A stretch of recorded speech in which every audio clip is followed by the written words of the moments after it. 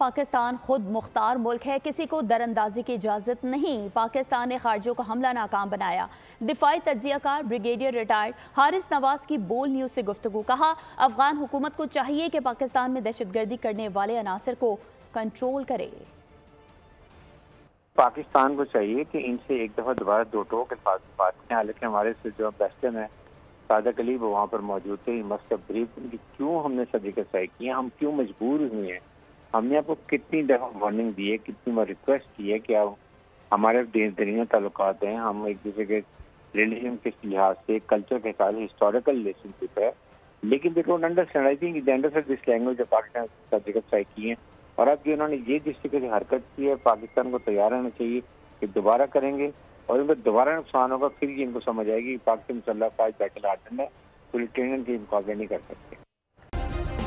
Subscribe کریں اور بیل دبائیں تاکہ کوئی خبر رہ نہ جائے۔